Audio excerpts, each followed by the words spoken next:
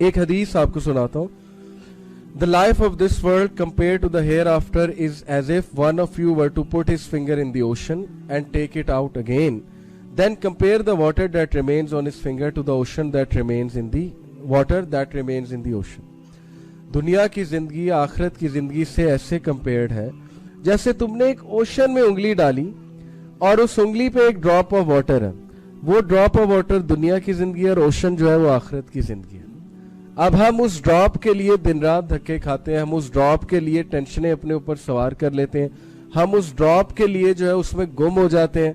ہر وقت ہمارے ذہن پہ دنیا سوار ہے, دنیا کی ٹینشنیں سوار ہیں, دنیا کی ٹینشنیں سوار ہیں. اور یہ ٹینشنیں امام ابن قیم کہتے ہیں کہ depressed believer is most beloved to شیطان. تو پیس آف کیک ہے. جو بندہ دنیا میں مگن ہے, دنیا میں کھویا ہوا ہے, وہ تو شیطان کے لیے پیس آف کیک ہے. وہ تو اسے کہے گا کہ چل لگا رہے, اسی میں کھپا رہے, اسی میں لگا رہے, اسی میں جو ہے وہ غمزدہ رہے, تاکہ نہ تو یہ نماز یاد رہے نہ اللہ یاد رہے, تو بس دیٹس اٹ, اس کا تو کام ہو رہا ہے. So again the right philosophy is کہ ڈراپ ان دی اوشن. یاد رکھیں, دنیا از ڈراپ, اوشن از آخرہ. And then look at this حدیث. دیکھیں صحابہ کو کیسے سمجھاتے تھے رسول اللہ, کیا ان کا فلسفہ ٹھیک کرتے رہتے تھے, بار بار ٹیوننگ دیتے تھے, کیونکہ صحابہ نے بہت بڑا کام کرنا تھا. پانی مجھے کائنڈلی دی. سہل ابن سعد کہتے ہیں کہ we were with the messenger of Allah sallallahu alaihi wasallam when we saw a dead sheep lifting its leg because of bloating. He said, don't you think this is worthless to its honor? صحابہ نے کہا, of course, یہ تو مری ہوئی بکری کون لے گا, اور اس کو تو گھن آ رہی ہے دیکھتے ہوئے. He said, by the one in whose hand is my soul, the world is more worthless to Allah than this dead sheep is to its honor. کہ خدا کی قسم دنیا کی زندگی اللہ کے لیے اس سے بھی ورتھ ہے. ورتھ لیس سے مراد نہیں کہ دنیا کی زندگی جو ہے بہت بیکار ہے, یہ مطلب نہیں. ورتھ لیس سے مراد ہے کہ اس کی ورتھ ہی کوئی نہیں اللہ کے سامنے, اسی لیے تو کافروں کو بھی دے دیتا ہے. جس چیز کی ورتھ ہی نہیں اللہ کے سامنے, اللہ کہتا ہے یہ تو میں کافروں کو, نان مسلم جو نگیٹ کرتے ہیں اللہ کو, ریجیکٹ کرتے ہیں, کافر ہوتا ہے جو ریجیکٹ کر دے اللہ کو, تو وہ تو اللہ انہیں بھی دے رہا ہے کہ لے لو, تم بھی لے لو, اس کی ورتھ کیا ہے.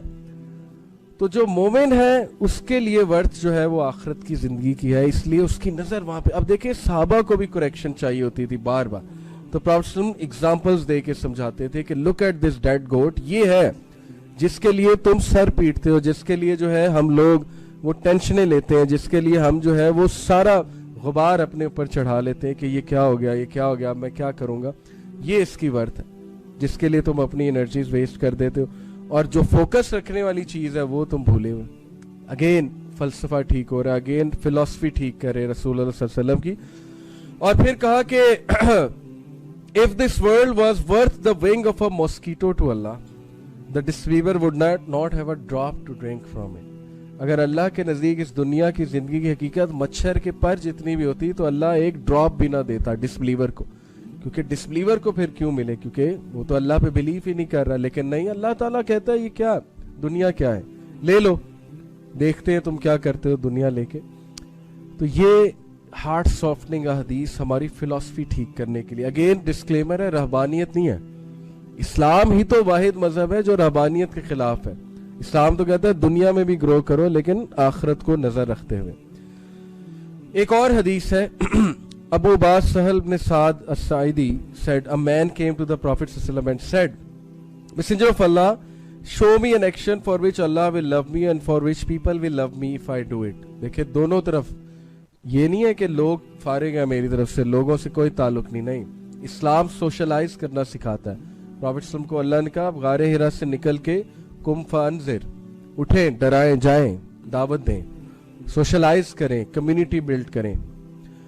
انہوں نے کہا کہ اللہ کے رسول مجھے کوئی فارمولا بتا دیں کہ اللہ بھی راضی ہے اور لوگ بھی مجھ سے محبت کرنے لگیں گے. اچھی بات ہے, تو بہت زبردست فارمولا ہے.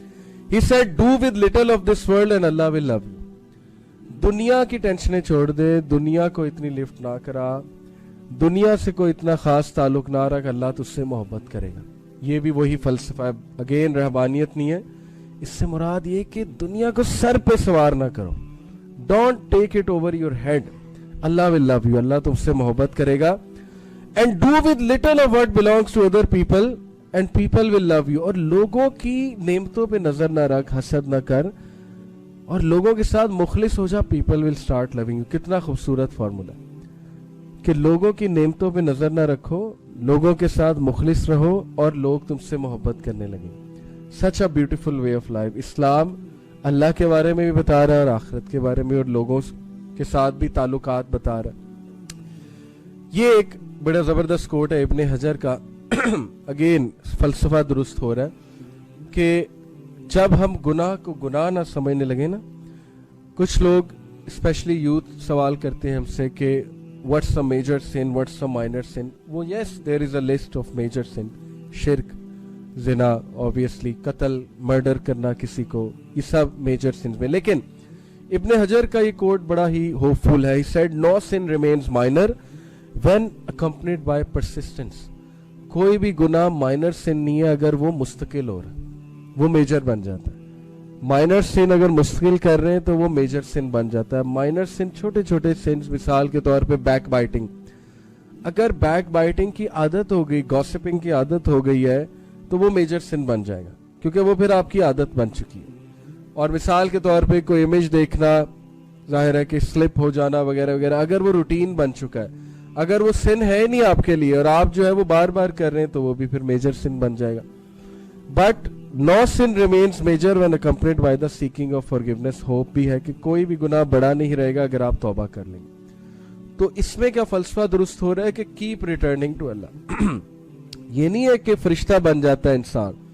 ہم سمجھتے ہیں اسلام میں آنے کے بعد میں فرشتہ, بس اب کوئی گناہ نہیں ہوگا, اب میں سلپ ہو ہی نہیں سکتا. ایسی کوئی بات نہیں ہے.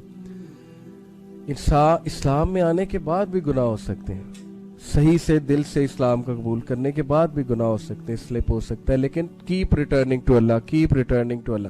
وہ امام شافعی والا کوٹ ہے کہ کرال کر کے بھی جانا پڑے تو جاؤں گا, رکوں گا نہیں, سٹاپ نہیں لگاؤں گا.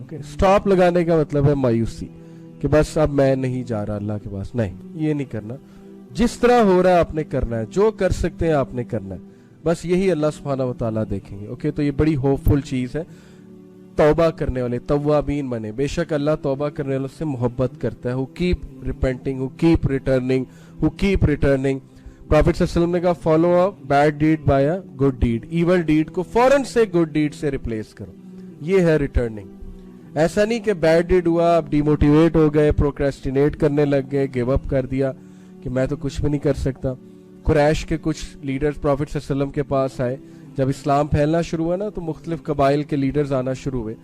تو انہوں نے کہا یا رسول اللہ ہم نے مرڈرز کیے جب ہم جہالت میں تھے, یا رسول اللہ ہم نے زنا کیا, ہم نے الکوہل بہت پی ہے, ہم نے بہت بڑے بڑے گناہ کیے. تو اللہ کے نبی کیا ہمارے گناہ معاف ہو جائیں گے؟ تو پھر یہ آیت ریویل ہوئی کہ نہ صرف معاف ہوں گے بلکہ اللہ تمہارے بیڈ ڈیڈز کو گڈ ڈیڈز میں کنورٹ کر دے گا جب تم اسلام لاتے ہو, جب تم دل سے توبہ کرتے ہو. کتنا ہوپ دلایا اللہ نے ان لوگوں کو کہ نہ صرف یہ کہ معاف کرے گا بلکہ گڈ ڈیڈز میں, حسنات میں کنورٹ کر دے گا تمہارے ڈیڈز کو.